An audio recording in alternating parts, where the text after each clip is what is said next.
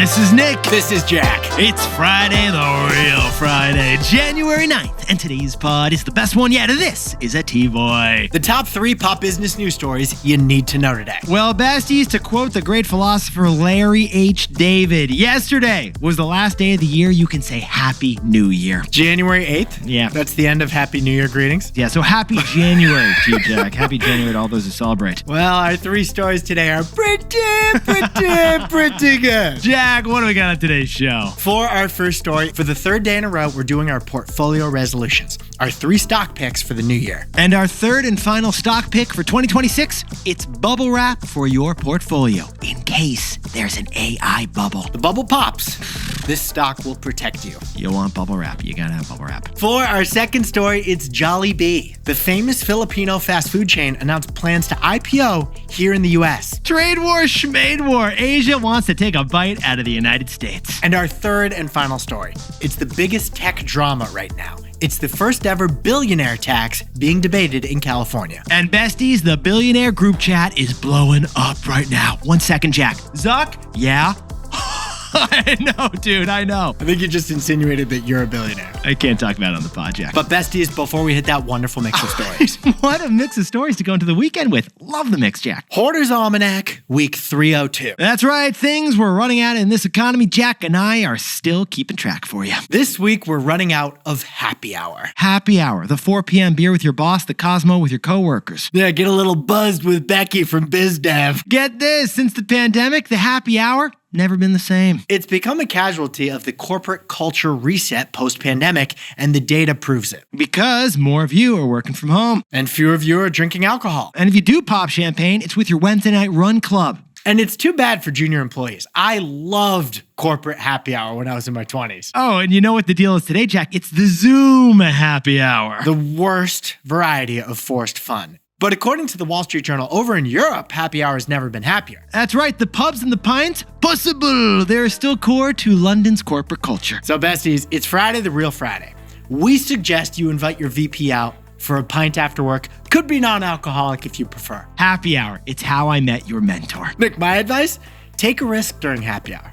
Don't do something inappropriate, but tell that story, even if it's a little risque. Your boss is gonna like you more because of it. Thank you for sprinkling on that context, Jack. Is this Magnum of Rosé a write-off? It isn't happy hour. Jack, let's hit our 3 stories. 15 years before this song, 2 boys from the Northeast met in a dorm. They had an idea that caused a cultural storm. It's the best one yet, but the best is the norm. Jack, Nick, that's it. I don't even think they need to practice. 50%, that's a fat tip. T-Boy City on your list. If you know, you know, cause we ready to go. We can't wait no more, so just start the show. Start the show. For our first story, it's our third and final stock pick of 2026, Berkshire Hathaway, because everyone needs a stock market hedge. We call it AI bubble wrap, but for your net worth. If the stock market drops, this will protect your assets. Jack, by the way, did you end up grabbing any cupcakes from that retirement party down in Omaha? I wish I had gone. I wish I'd gone too. We didn't get the invite because 10 days ago was the final day of Warren Buffett's 60-year tenure as the CEO of Berkshire Hathaway. Warren Buffett, who's 94, is now chairman of the board, not CEO. The Dumbledore of the stock market. He's the boss of the new boss, Greg Abel. Now, besties, Wall Street kind of unconvinced with the new guy running things, which is why the stock of Berkshire Hathaway is actually down since that announcement. Berkshire is down 7% since the retirement news was announced in May, while the rest of the stock market, the S&P 500, is up 22%. Ouch. But we think now is the time to buy the Warren dip. Call it a post-Buffett discount. Now, Yaddies, if you dive in T-Boy style and look at Berkshire Hathaway stock right now, you'll notice it's a laughably high dollar price. $750,000 per share. But Jack and I want to remind you that with fractional investing and the Class B shares that are available, you could buy any price of this stock. The price of the stock is irrelevant. You could buy $1, $10, or $750,000 of the stock. Now, the truth is Berkshire Hathaway is comprised of entire companies, a whole bunch of stocks, and cash with benefits. It's basically a financial advisor without the fee. It's the Costco of wealth advisors. Exactly. So Jack, let's say we invested $100 in Berkshire Hathaway stock. How would that $100 be broken down by its investments? $35 of that $100 would be buying entire companies that Berkshire Hathaway owns. Exactly, because Berkshire owns and operates Geico, Duracell, Brooks Running, and an entire railroad called BNSF. Altogether, 68 companies Berkshire owns, handpicked by Warren Buffett and his team, each with a CEO handpicked by Warren and his team. And altogether, those 68 businesses made nearly $400 billion in revenue last year, which would make them the 6th largest company by revenue in America. But it's not just companies Berkshire owns. They also have a big stock portfolio you'd be getting a piece of. So from that $100 you spent on Berkshire stock, $28 of it is a basket of other stocks that Warren Buffett loved. You'd be buying a piece of Apple, American Express, Coca-Cola, Bank of America, Chevron. Even the Atlanta Braves are partially owned by Berkshire Hathaway. So if you buy Berkshire, you're getting a piece of 37 stocks, 68 entire companies.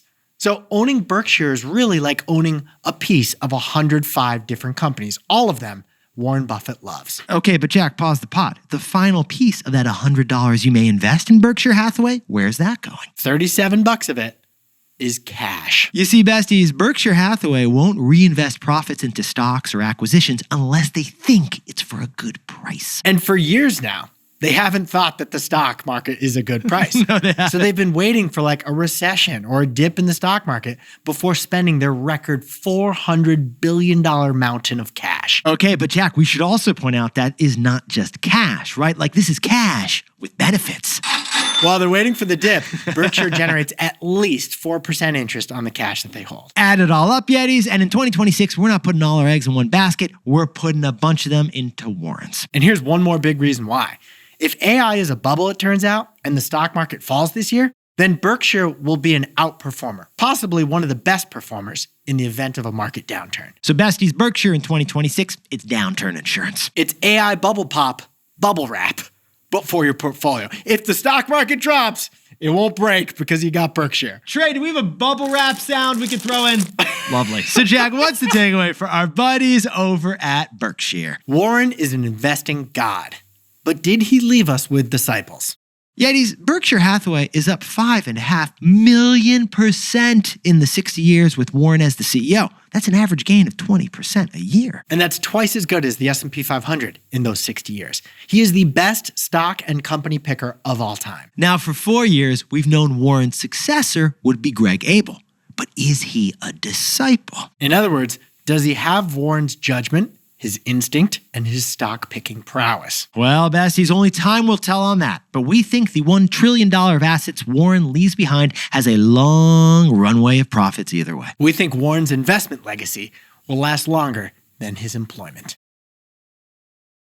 For our second story, Jollibee, the viral Filipino fast food chain, plans to IPO in America. It's another sign that despite the trade war, Asia wants in on the United States. It's a tsunami.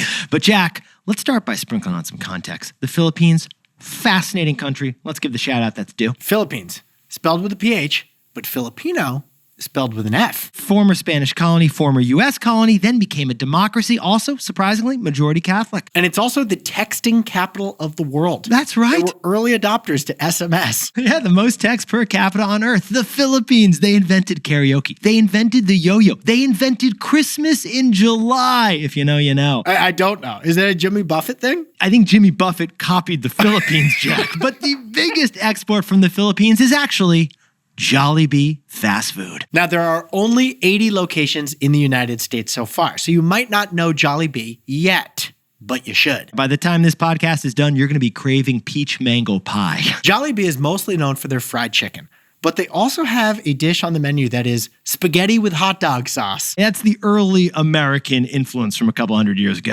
Jollibee's other American influence is that they're already on the stock market, on the Filipino Stock Exchange. And Jollibee just announced plans to split their international business into a separate company and list it on an American stock exchange. So Nick and I jumped in T-Boy style to the Filipino financial statements, and this is the most diversified foods business in the world. This is what we find fascinating. Well, we'll get to what we find fascinating in a second. You see, Jollibee's 80 locations in the US, they're mostly in California. The strategy is to follow the Filipino diaspora. And while they're doing that, they're making $5 billion in revenue a year, which, Jack, could you sprinkle on some salty context, please? Bigger than Burger King. The business model, by the way, is basically McDonald's and Starbucks and Disney combined. Because you come for the food, you stay for the drinks, and then you hire their mascot for your wedding. Let's start with the food. They did not adapt the menu for American tastes, like some fast food chains do internationally.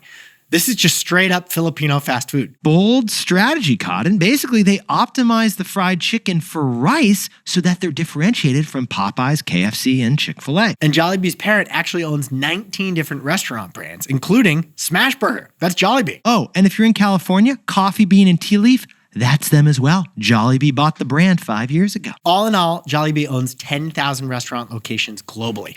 But 45% of the revenues are actually beverages. Those Filipino frappuccinos, total profit puppies. All right, so that's the McDonald's meets Starbucks. But here's the Disney part. One revenue stream, unlike any American fast food, you can book the mascot, Disney World style. Birthdays, weddings, sweet 16s. You can hire the Jollibee on site for your next occasion. Jack, early March. You better have your door unlocked. We're coming, baby. I looked at the mascot. Very much Ronald McDonald, but make it a bumblebee. Except Ronald won't show up to your birthday. So Jack, what's the takeaway for our buddies over at Jollibee? Despite the trade war, a tsunami of Asian companies are headed to the US. Yetis. Last year, China's Luckin Coffee entered America. They even sponsored an NBA basketball team. Korean beauty brands are the top sellers at Sephora right now. Mishu, the bubble tea that IPO'd in Hong Kong last year. They just opened their first store in California. In fact, a record number of Chinese brands applied to go public in America last year. I guess they were undeterred by Trump's politics. Jack and I were talking about it. Reminds us of the Japanese wave of investment that came to America in the 1980s, before we were born. Back then it was Honda, Toyota, Sony. Today it's the brands we just mentioned. Interestingly, these are not Asian exports, so tariffs don't impact them at all. No, they're not exports. They're investments in the US by Asian companies, which is a more obvious win-win. So besties, we will cover Jollibee's American IPO if it happens. The next wave in the Asian stock tsunami. Hey Yetis, if you're a bestie, take a sec and hit that subscribe button. And like this video while you're at it. If you leave a comment, by the way, we'll read it. For our third and final story, California's 250 billionaires are the absolute richest people in world history. But they're fueling up their private jets right now because of a proposed Golden State wealth tax. We will explain the drama. Yetis, as Jack and I once saw in a highly emotional Instagram post about Teddy Roosevelt, comparison is the thief of joy. That's the quote. If that's true, Nick, then the Forbes billionaire list is the thief of the century. Get this, Yetis. In the United States, we have over 2,000 billionaires, according to JP Morgan. People, whose, how would you describe them, Jack? People whose third homes have second boats. Yeah, just put it by the heliport. Yetis, get this wild stat. The 19 wealthiest families in the United States own nearly as much assets as the bottom half of the American population. Now, to sprinkle on some context, back in 1982, this group of the uber wealthy owned 0.1% of the nation's net worth. But where is it now, Jack? Now, the 19 richest families own 2% of America's net worth. Which brings us to present day, when 250 of those billionaires currently live in California, the most of any U.S. state. There's literally a block in San Francisco known as Billionaire Block. Yeah.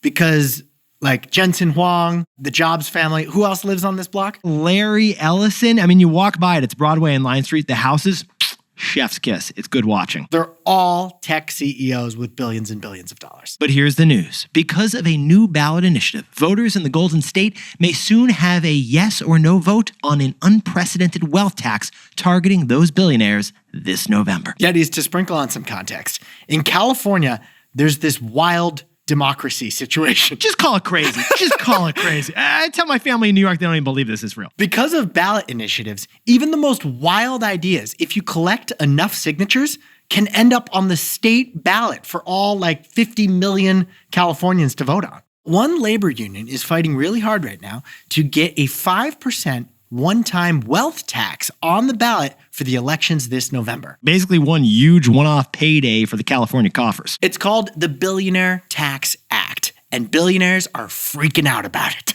Now, this law, if passed, would require California residents worth $1 billion or more to pay 5% of their net worth as a tax over the course of 5 years. And as Jack and I dove in T-Boy style, we discovered 2 reasons why this is controversial. First, it would be the first such wealth tax in the United States. And second, it would be applied retroactively. That's the interesting detail here. New taxes typically take effect after they're actually passed. But this one would impact any resident of California who's a billionaire as of the start of this year, as in last week. Which is why we're also checking the real estate listings from the last week. Check out the Wall Street Journal. They're going nuts about this. Google's founder, Larry Page, and the crypto and AI czar in the White House, David Sachs, they both moved their money out of the state just before New Year's because their accountants told them about this law that could pass this year. I'm sorry, breaking news as we were recording this show, a new report that Larry Page actually bought 2 Miami properties at the end of last year for $175 million.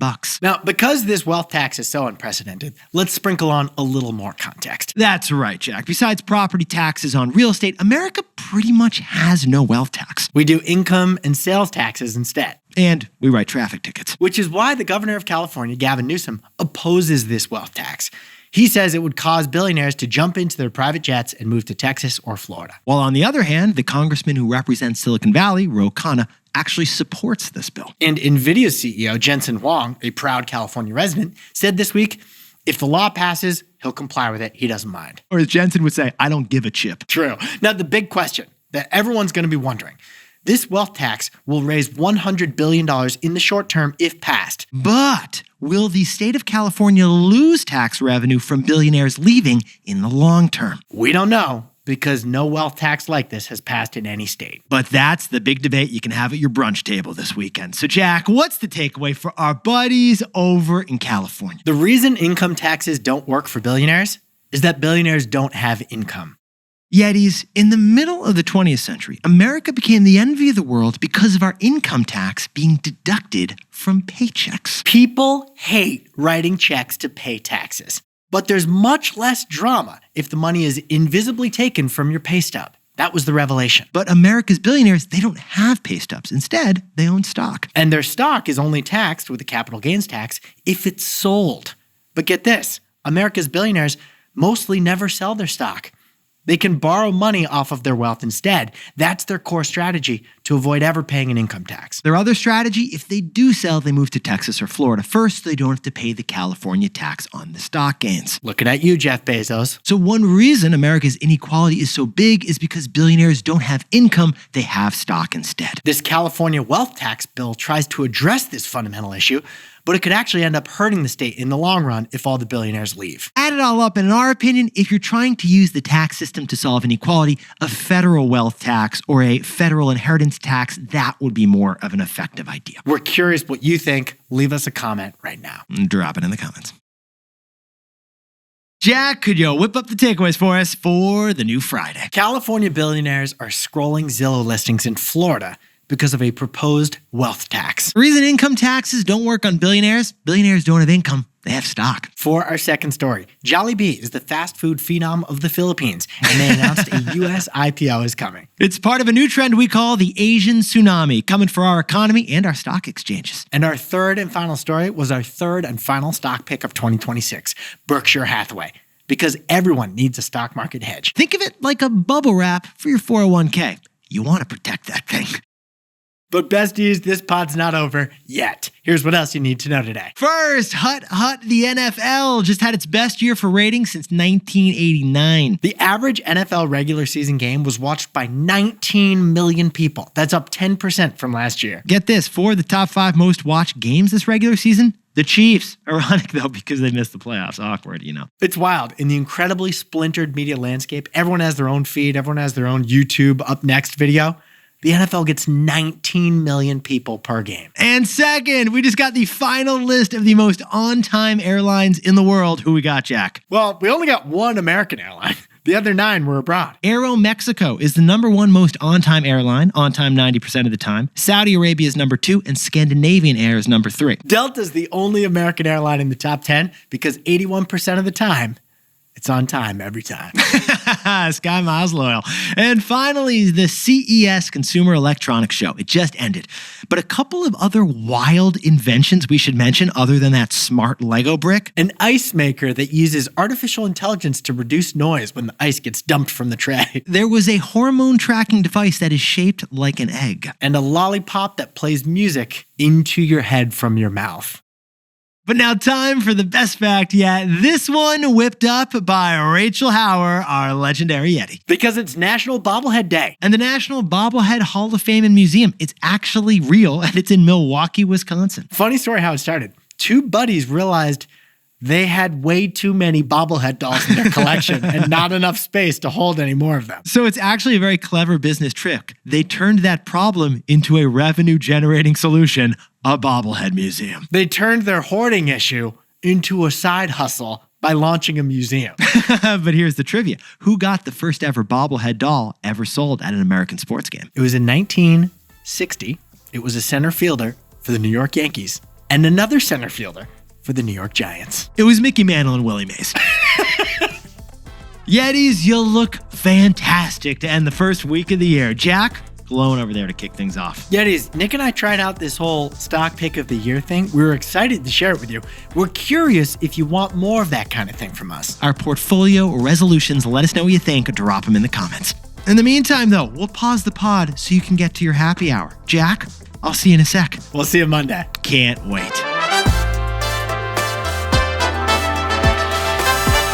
And before we go, congratulations to Daniel Day and Kira Langland, who just got engaged in Phoenix, Arizona with the best ring yet. And a shout out to Daniel's mom, Juliana, who's listening up in Canada. And a happy birthday to Yeti Ken Shubsda, turning 34 years old in Brooklyn, New York. This helicopter pilot and aspiring jazz pianist is getting married to Brittany this year. And a big happy birthday to Miles, who's turning 10 years old in Ontario, Canada. Welcome to the double digits, Miles. And Kai Curling in Ulaanbaatar, Mongolia is celebrating the best birthday yet. Thanks for joining us all the way from Mongolia, Kai. Happy birthday to Silvio Ulivi in Miami, Florida, who introduced the show to his daughter. Silvio, thanks for sharing the show. And Sergio Salazar is turning 28 years old in Los Angeles, California. Sergio, let us know if you get that famous tuna for your big day. And happy birthday to Stepan Kuleni, who's turning 32 in Atlanta. This phenomenal father is doing what dads do, DIY projects with his kids today.